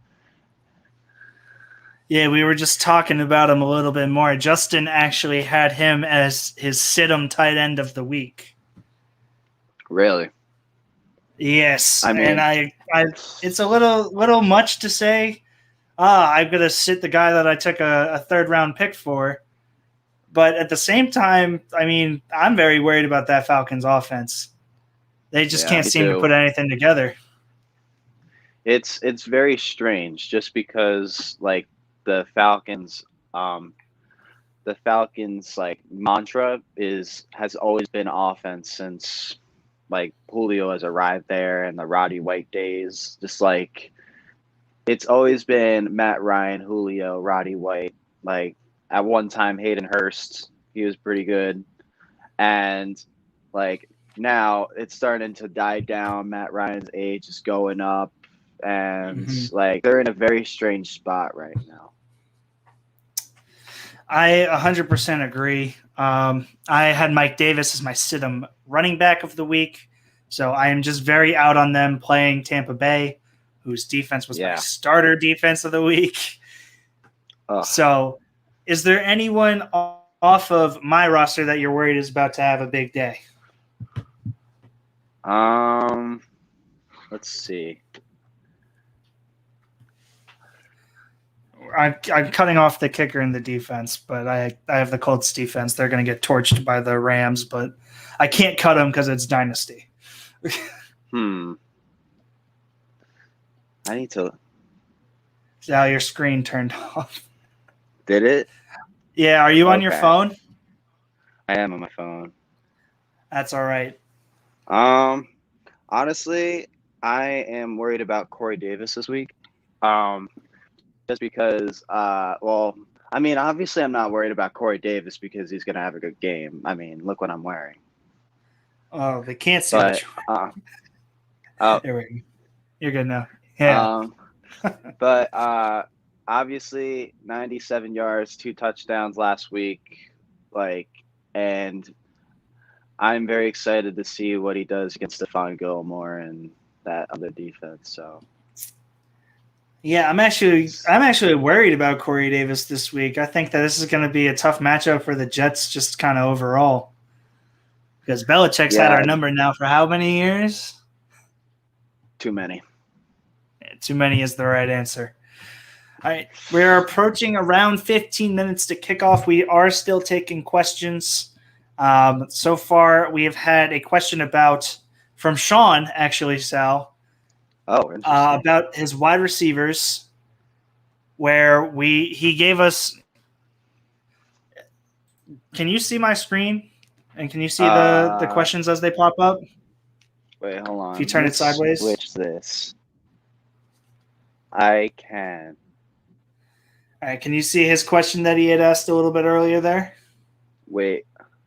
I see the sleeper, but I do not see. All right. The question before was whether to play Jarvis Landry, DJ Moore, Chase Claypool, DJ Chark, or Corey Davis. He only can pick one of them.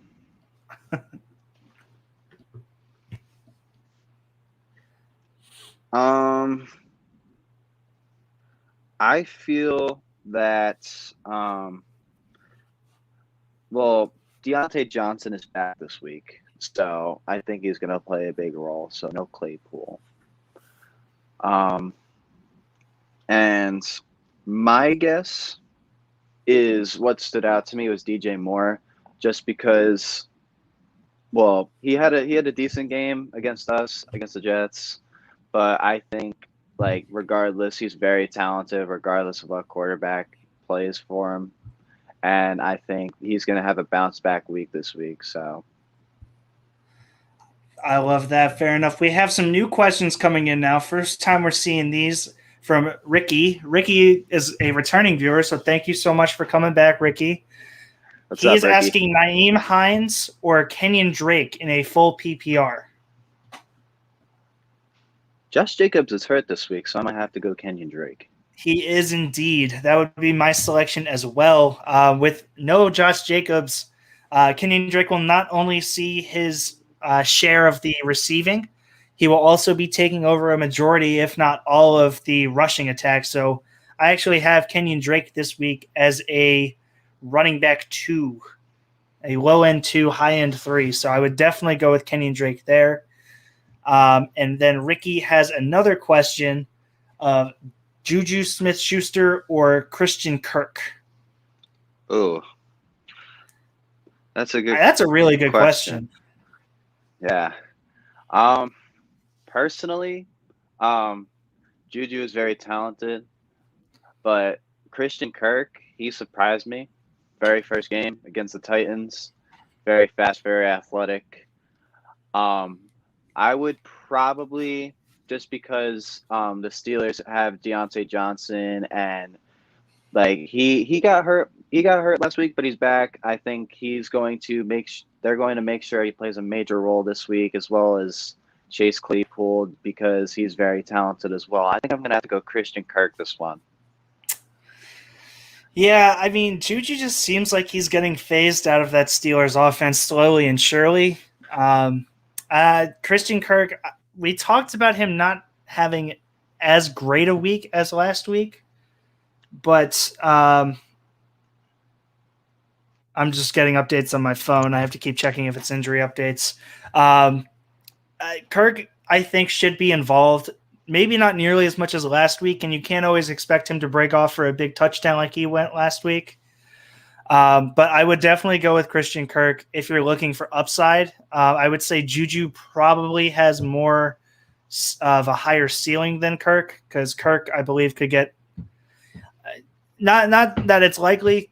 I think he could potentially get phased out of the offense or just forgotten about in that offense because of the amount of receivers they have between DeAndre Hopkins, Christian Kirk, Rondell Moore. AJ Green is on that team too. We could see him to start to get more involved. So, there's still a tight end even there. I'm forgetting his name off the top of my head. But I could definitely see Kirk go get kind of forgotten. So if you're looking for upside, I would go with Christian Kirk. If you're looking for even a floor, you could think about going Juju, but my choice there would be Kirk. Thank you so much again for your question, Ricky. And if you have any more, feel free to pop them in the chat and we will answer them as soon as we can. Going back to our little matchup this week, Sal. Yes. What do you think of Tyler Higbee this week? Because I talked about him as my stardom tight end for the week. And he's playing the Colts. Colts? Yes. Okay. Obviously, Matthew Stafford had a very good game last week. And I know that Tyler Higbee is going to be very much involved in that just because he has – well, the Colts have a very good linebacker core, like including Darius Leonard, all of them at – oh, did he go? Darius Leonard, all of them. And I believe that regardless of that, I think they're going to be worried about the Rams receiving core. Van Jefferson, he had a big role. He scored a touchdown last week, first one of the game. Cooper Kupp, obviously, very consistent, like a very 10 points per game guy. Robert Woods is always very involved in the offense.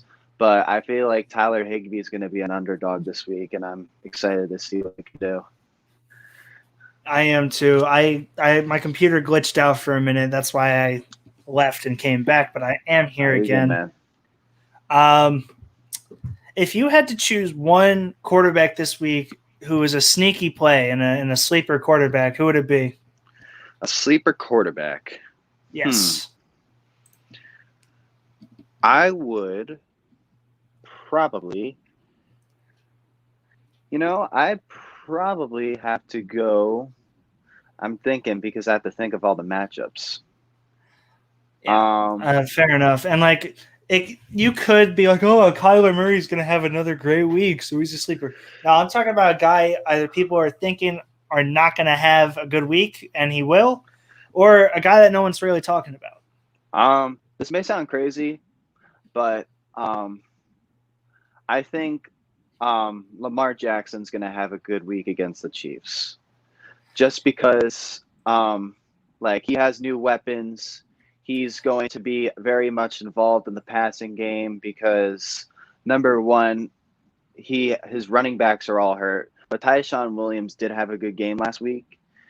I feel like Hollywood's going to be involved. Sammy Watkins is going to be involved. Mark Andrews definitely is going to be involved. He's very talented as well. And I feel like the Chiefs-Ravens game this week is going to be very competitive, and Lamar is going to have a good game in that. Yeah, I'm just worried for Lamar, mainly because Hollywood, I believe, is questionable. I don't know if he's going to play. Okay. And without Rashad Bateman, too, because of his injury, who do the Ravens have at wide receiver? Do you know? I know they have Sammy Watkins. It's not week 1, so he can't put up any good numbers. Yeah. Is Willie Snead still on the team? Maybe. That dude's been in the league forever if he is. He has been on it. Yeah. Props to him. But besides that, I can't really think of anybody. Let me see. But Hollywood. Sammy Watkins would elevate to their 1. Devin Duvernay? Is that how you pronounce the last name? I think so. I think it's Devin Duvernay would elevate to the 2. And then a guy who I absolutely love just in general, obviously not for this week or anything, but Tylan Wallace would elevate into that slot spot. Oh, man. Didn't someone put him on his taxi squad? I remember that. I think Sean had him on the taxi and cut him pick. accidentally because he was drunk. So I had to go back and put it in. You go back and put it in. Oh man, Sean. I was being nice. He accidentally cut him. I was gonna pick him up too, but I was like, I can't put him on my taxi, so I don't know. At least you weren't my brother and accidentally cut Travis Etienne out of nowhere. Well, he didn't tell me that he accidentally cut him, so I couldn't move him back. That's why I texted you hey, did you know that your brother cut Etienne? I was like, hey, shocked. Sal, have him message me, Sal, so I can put him back on for him. I thought he knew better, man. I thought he knew better. Well, because I was like, if he doesn't say anything, maybe he meant to. I can't make obviously I can make a reasonable case as to why he wouldn't have wanted him cut.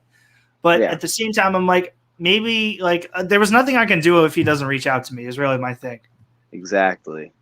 And I had a very similar situation last year in the other league that we're in where someone before week 1 cut not only Kareem Hunt, who was his 5th round pick, but he cut Calvin Ridley, who was his 6th round pick. You did tell me about this. Yes. Yes. And I finished with I think I had the 11 pick, which meant I was second on waivers. The guy who picked 12th had Nick Chubb, so he went and picked up Hunt out of the 2, and then I ended up getting Calvin Ridley, so I had a free 6th round pick who ended up being and finishing top 15. So there you go. But then after the fact, and after both of them cleared waivers or whatever, he was talking to my dad, who's also in the league, and he was like, yeah, I didn't mean to cut Calvin Ridley. My dad's like, why didn't you say anything? He's like, I don't know. But the thing that blows my mind was he fully meant to cut Kareem Hunt. He just didn't mean to cut Calvin Ridley. I mean, why would you cut Kareem Hunt if he's a 5th round pick? I mean, that could have been my keeper this year, actually. Yeah, it was lined up to be. It was until the last day. Until the day of the draft, where Sal ended up keeping James Robinson. Yes. Yikes. Instead of Kareem Hunt, who I thought he was a 6th round pick, I thought because Travis Etienne was hurt, I had James Robinson in the 10th round. I was like, oh my gosh, that's so much more convenient. Well, it looks like it's starting to backfire. Little did Sal know that James Robinson would be playing like a 10th round pick. Yes. At least, if not worse. If not worse, exactly. You think who do you play in that league? Who do I play in that? I think I play. You play Anthony. And yeah. Yeah, and it looks like it's a 50-50 game. You're supposed to lose by 6 yards. Yeah. So it's a true 50-50 game. I don't really know. I always hate 50-50 games, but there's a lot of them this week in that. Me too. Yeah, I'm expecting a big game from somebody on my team. I don't know who. I'm really hoping it's Nick Chubb or James Robinson who bounces back. So I see it in here, Sal. You have DeAndre Swift starting. He's questionable right now. So what are you gonna take that risk and leave him in, knowing that Jamal Williams is on someone else's roster and you can't go pick him up if he's hurt for Monday night? Personally, he does. His game's at 4:25, right? He plays Monday night. He does play Monday night. Okay. So you're going to have to miss out on all of the guys playing today in order to leave him in. He had such a good game last week. I was very shocked. He was very involved. Regardless of what happened and what was said about him, he still put up really big numbers. And I feel that he still has 24 more hours, a little more than that. And I think if he has that time to recover and stuff, I feel like he probably will be active tomorrow and play a big role because that's what he did last week. That's fair enough. We have about 5 minutes left until kickoff. If there are any other questions out there that need to be answered, please feel free to send them in. We will do a rapid fire question and answer section. I do not have one currently. So is there any game that you are super intrigued by this week, Sal? Honestly, like as cliche as it sounds, I'm excited for the Patriots-Jets game. Just because it's two rookie quarterbacks that are supposed to be franchise cornerstones that are playing each other. New teams, new players, new faces. Obviously, same old matchup, Patriots-Jets. Bill Belichick's still there. We used to have Robert Saleh, the man who runs across the stadium the whole time before the game. And I'm excited to see how that folds because this game is gonna determine how this season's gonna go personally for me. So let me rephrase that because I probably should have expected that you were going to choose the Jets. Other than the Jet game, what game are you most excited? Yes. Personally, like I was saying before, that Ravens-Chiefs matchup is very intriguing just because last week they both performed well. The Chiefs could have performed better. So obviously, we could see the Chiefs they could struggle against the Ravens defense. Even though they don't have Marcus Peters, Marlon Humphrey is still very talented. So is Patrick Queen. And I think regardless of what happens, I still think that's going to be very competitive. But in the end, I still think the Chiefs are going to come up on top just because Lamar's going to compete. He's going to throw a couple scores, but I feel that it's going to be very competitive, very close, one-score game. And I think it's going to be one of the better games of the week. I agree. I think that has to be the most intriguing game. I mean, it's the former number 1 overall AFC seed versus were the Ravens 2 or were they like 4 or 5? I don't even know. Last year? Yeah. I'm pretty sure they were in a wild card spot. And then they must have, because the Steelers won the spot, but they were still a 10-win team last year. They were still a 10-win team. Two of the most electrifying teams in the league going at it on week 2. I think it's kind of silly that the NFL scheduled it like that, but yeah. Anyway, we are going to probably have to close out here because lineups lock in a minute, I believe, for most fantasy leagues. I'm sure Sal is trying to get in front of his TV to get kickoff. Yes, definitely. we're gonna leave out on Sal giving us his prediction for the Jets game today. How is it going to finish? I'm going to go 24-21 Jets. 24-21. I think that's a little too much scoring. I don't know if the Jets or the Patriots are going to be able to put up 20 points. We're about to find out. I'm going with it. How much did the Jets put up last week? I'm pretty sure they put up 20. No, because Carolina won with 19. Oh, no. They put up 17, I think. Something like that. I'm going with 14-17 Jets. I don't see either team really scoring more. Maybe a little bit biased, but it's going to be a close game, and that's going to be it. Yeah. That's going to just be the story. I'm a little worried for the defense, though, but we shall see. We shall see. Thank you so much, Sal, for coming on and helping me fill some time and answer the questions with me.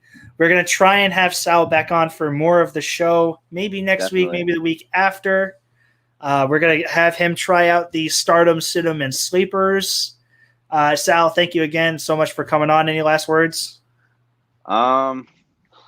No, man, very excited. Happy to be on. First time, and I'm excited to be on more.